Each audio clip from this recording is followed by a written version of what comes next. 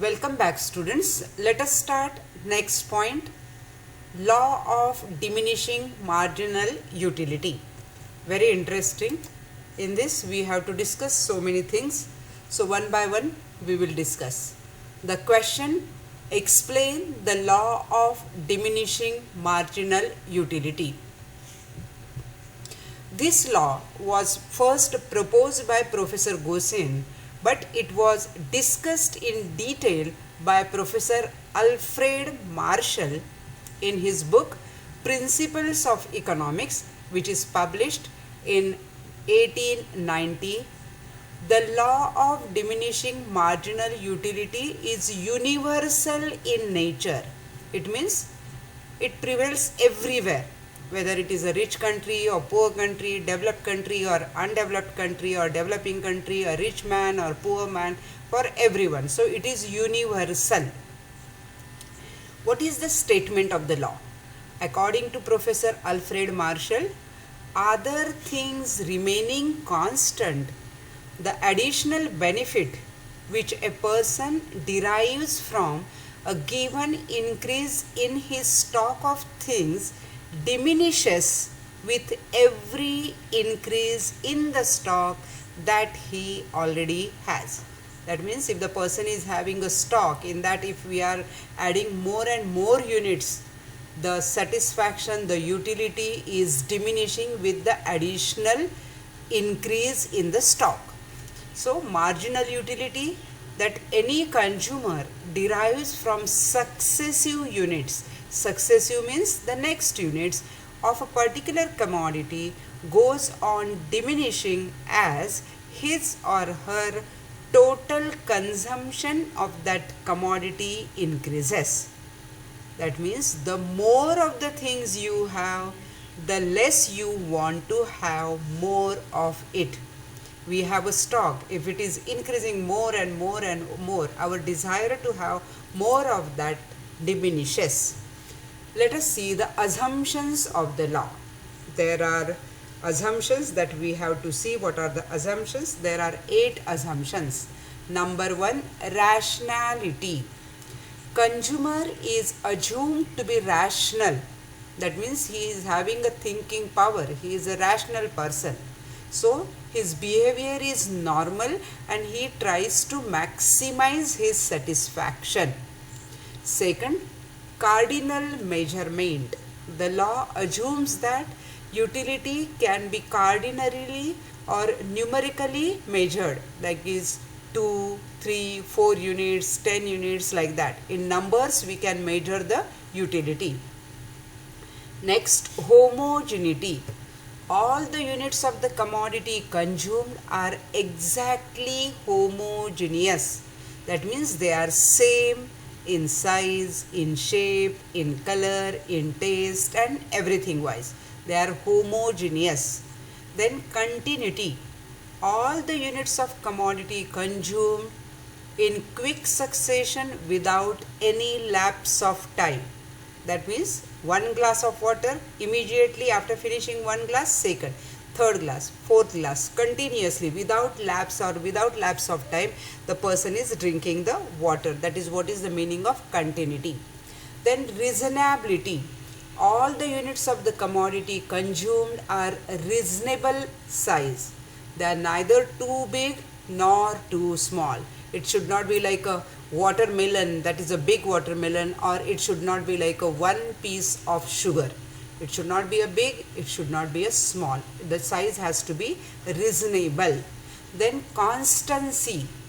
All the related factors like income, taste, habits, choices, likes, dislikes of a consumer should remain constant.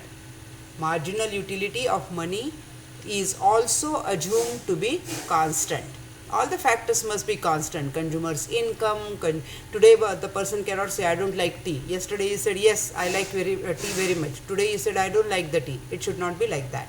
Everything should be constant. Divisibility. The law assumes that the commodity consumed by the consumer is divisible so that it can be acquired in small quantities. the commodity has to be divisible. We can divide it into various pieces or various parts. Then single want.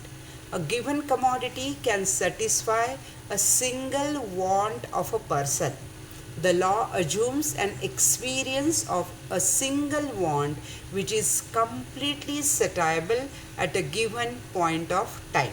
So these are the 8 assumptions. Now let us discuss with the example. The same example which we have taken in the marginal utility analysis and the relationship between total utility and marginal utility, that is units 1, 2, 3, 4, 5, 6, 7. Then marginal utility decreases from 10 to 8, 6, then 4, then 2, then 0, and then minus 2. Now let us explain. In the diagram, units of commodity X are measured along with x-axis and marginal utility along with y-axis. According to the table, we got the points and we join these points together where we get MU curve. This is MU curve. MU is the marginal utility curve which is sloping downwards from left to right, which shows that MU goes on diminishing with every third. It is 5, then it is coming to 4, then it is coming to 2, and then it is coming to 0, and it is coming to minus 2. So it is falling with every successive increase in the consumption.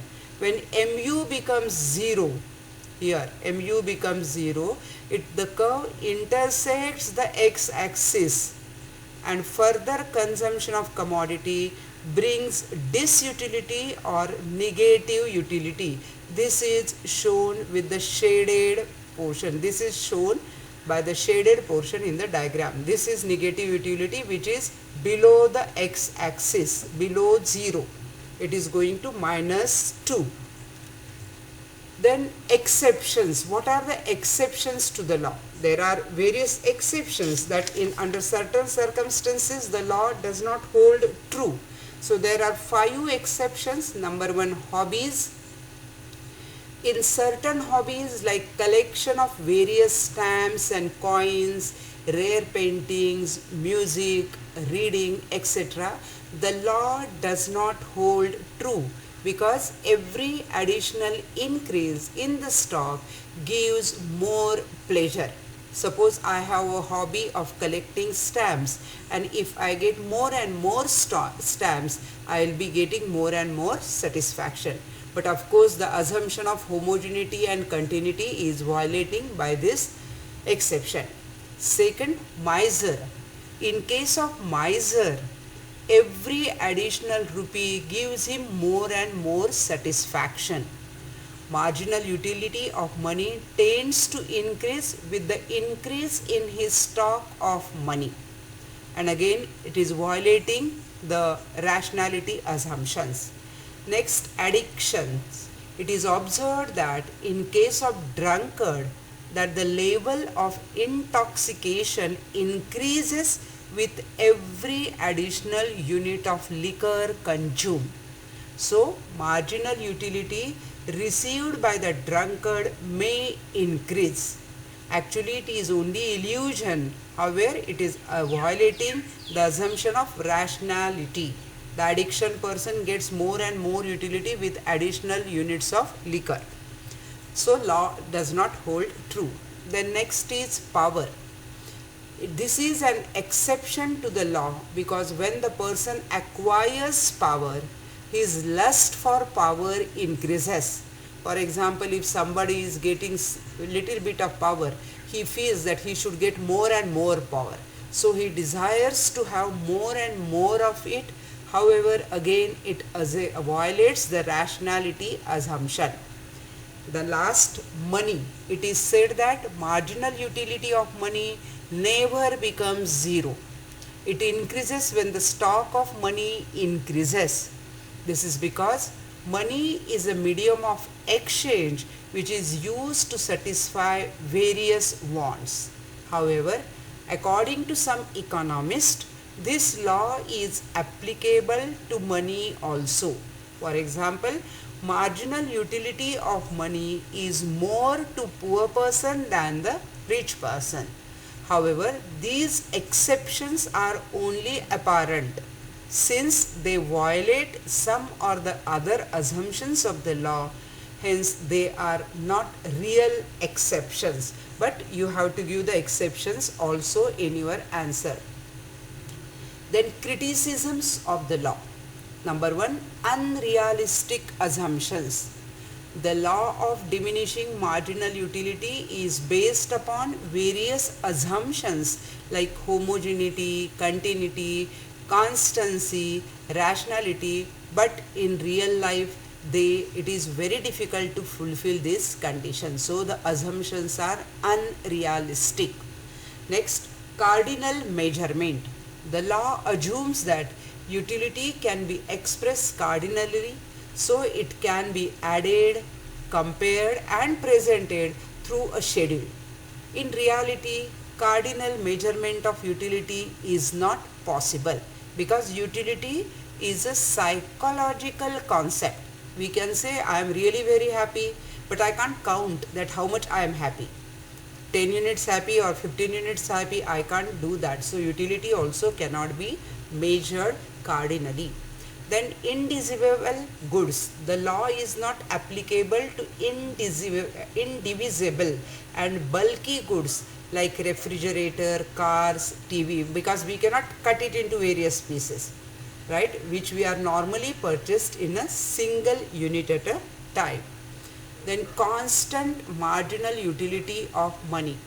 The law assumes that marginal utility of each unit of money remains constant. However, the critics argue that marginal utility of money differs from person to person.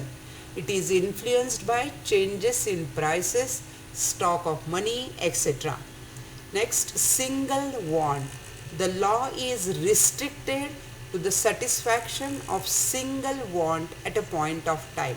However, in reality, man has to satisfy many wants at a point of time. Many wants we have to satisfy.